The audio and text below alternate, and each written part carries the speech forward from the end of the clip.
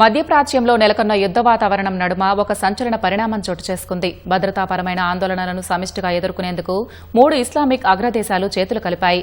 అణ్వాయుధ సామర్థ్యం ఉన్న పాకిస్తాన్, చమురు సంపన్న దేశం సౌదీ అరేబియా, నాటోలో అత్యంత బలమైన సైన్యం ఉన్న తుర్కియేలు ఒక చారిత్రక రక్షణ ఒప్పందం కుదుర్చుకున్నాయి. మక్కా జాయింట్ డిఫెన్స్ అగ్రిమెంట్ పేరుతో కుదిరిన ఈ ఒప్పందం ప్రకారం ఈ మూడింటిలో ఏ ఒక్క దేశంపై దాడి జరిగినా దాని మూడింటిపై జరిగిన దాడిగానే పరిగణిస్తారు. సౌదీ అరేబియా, పాకిస్తాన్, తుర్కియే రక్షణ రంగానికి సంబంధించి ఒక బలమైన కూటమిగా ఏర్పడ్డాయి. శుక్రవారం సౌదీ అరేబియాలో జరిగిన ఒక అత్యున్నత స్థాయి సమావేశంలో Saudi crown prince Mohammed bin Salman, Turkiye అధ్యక్షుడు ఎర్డోగాన్, పాకిస్తాన్ ప్రధానమంత్రి Shehbaz Sharif Mecca joint defence agreement పై సంతకాలు చేశారు. ఈ 3 దేశాల్లో ఏ ఒక్కరిపై సాయుధ దాడికి పాల్పడినా అది తమ అందరిపై జరిగిన దాడిగానే భావించి ఉమ్మడిగా స్పందిస్తామని పాకిస్తాన్ విదేశాంగ శాఖ ఒక అధికారిక ప్రకటనలో స్పష్టం చేసింది. ఈ ఒప్పందం ద్వారా ఉమ్మడి సైనిక విన్యాసాలు, రక్షణ దళాలకు ప్రత్యేక శిక్షణ, సాంకేతిక బదిలీ, అలాగే ఇంటెలిజెన్స్ సమాచార మార్పిడికి మార్గం సుగమం కానుంది.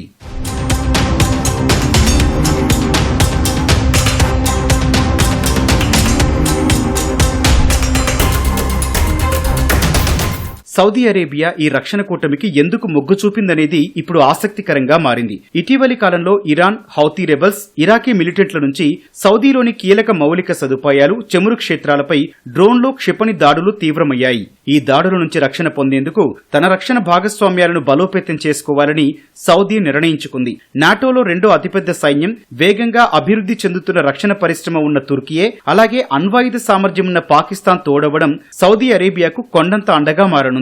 మరోవైపు పాకిస్తాన్, సౌదీ అరేబియాలు గత సెప్టెంబర్ నెలలోనే ఒక వ్యూహాత్మక రక్షణ ఒప్పందం కుదుర్చుకున్నాయి. దాదాపు 25 లక్షల మందికి పైగా పాకిస్తానీయులు సౌదీలో నివసిస్తూ ఉపాధి పొందుతున్నారు. పతనమవుతున్న పాకిస్తాన్ ఆర్థిక వ్యవస్థను ఆదుకోవడంలో సౌదీ అరేబియా కీలక పాత్ర పోషిస్తోంది. ఇప్పుడు తుర్కియే సైతం ఈ 2 దేశాలతో జతకట్టింది.